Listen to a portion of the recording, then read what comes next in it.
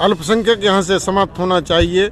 इस देश में कोई अल्पसंख्यक नहीं है। और जो राजनीति पर राज चलाएगा कोई भारत का अगला अखंड भारत का प्रधानमंत्री हो पाएगा। जो हमारे जेल में बंद 2 धर्म योद्धा हैं उनको 1 सप्ताह के अंदर अगर रिहा नहीं किया गया तो यह आंदोलन बहुत उग्र होगा, और उग्र ही नहीं, यह परिणाम बहुत भयानक होगा।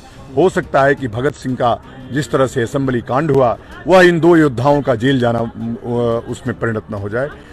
छत्तीसगढ़ के बाद एक बार फिर उत्तर प्रदेश के प्रयागराज में संत सम्मेलन का आयोजन किया गया है। इस सम्मेलन में भारत को हिंदू राष्ट्र बनाने का संकल्प लिया गया, साथ ही मुस्लिमों का अल्पसंख्यक दर्जा खत्म करने की भी मांग की गई। इस प्रदेश के कई हिस्सों से आए तमाम संत शामिल हुए। संत सम्मेलन 29 जनवरी को आयोजित हुआ था। इस सम्मेलन के वीडियो सोशल मीडिया पर खूब वायरल हो रहे हैं। भारत का संविधान और भारत की शासन व्यवस्था सनातन हिंदू संस्कृति के अनुरूप होनी चाहिए। हिंदू के हितों का यहाँ रक्षण होना चाहिए। हिंदू हितों का रक्षण सर्वोपरि होना चाहिए। इस देश के अंदर अल्पसंख्यक के नाम से जो एक राजनीति होती है, अल्पसंख्यक यहाँ से समाप्त होना चाहिए। इस देश में कोई अल्पसंख्यक नहीं है। यहाँ समान नागरिक, समान कानून, समान अधिकार, समान कर्तव्य होने चाहिए।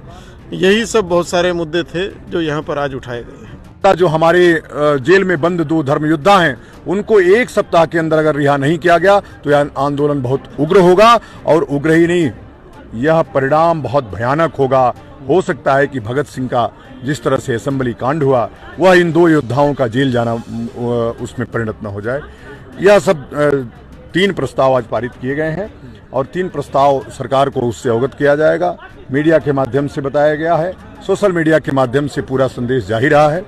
तो अभी जो कार्यक्रम चल रहा है देश भर में, अभी गांव-गांव धर्म संसद होगी। सम्मेलन में कौन-कौन संत शामिल हुए हैं? क्योंकि अभी आप कह रहे थे कि प्रशासन ने धर्म संसद का नाम बदलने के लिए कहा था कि आप संत सम्मेलन करिए, तो कौन-कौन से यहाँ पर? नहीं, प्रशासन ने कभी हमको धर्म संसद का नाम बदलने के लिए नहीं, बड़ा लिखा है आयोजक धर्म संसद संचालन समिति। ये उद्देश्य प्रशासन के बाप का नहीं है, और प्रशासन इस देश को, देश के धर्माचार्य इस देश को दिशा देते रहे, चलाते रहे, और वही चलाएंगे। इस धर्म संसद के माध्यम से हमने एक नई दिशा देने का काम किया है। निश्चित रूप से जिनके लिए खतरे की घंटी है कि कहीं हमारी दुकान न बंद हो जाए, वो लोग इस षड्यंत्र में सम्मिलित हैं कि धर्म संत सम्मेलन फेल हो। लेकिन इस संत सम्मेलन अब तक का सबसे बड़ा संत सम्मेलन है। आपने देखा मंच पे तमाम वरिष्ठ संत महंतगण उपस्थित थे, और उनके नेतृत्व में यह सभा की गई है। कल से रात से प्रशासन के लोग जिस प्रकार की प्रताड़ना दिए हैं, संतों को प्रताड़ित किए हैं कि नहीं, ये देश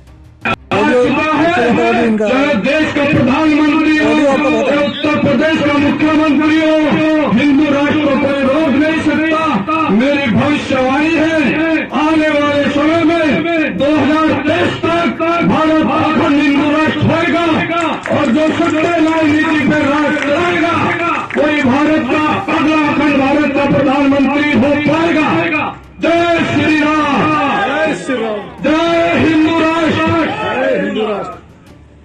बता दें कि वर्तमान समय में प्रयागराज में माघ मेला चल रहा है। वहां देश विदेश से साधु संत और श्रद्धालु आए हुए हैं। सम्मेलन महर्षि आश्रम ट्रस्ट शिविर परिसर में आयोजित हुआ था। यह दोपहर 12 बजे से शुरू हुआ था, और इस सम्मेलन में संतों ने देश की 125 करोड़ जनता से स्वयं ही देश को हिंदू राष्ट्र घोषित करने की अपील की।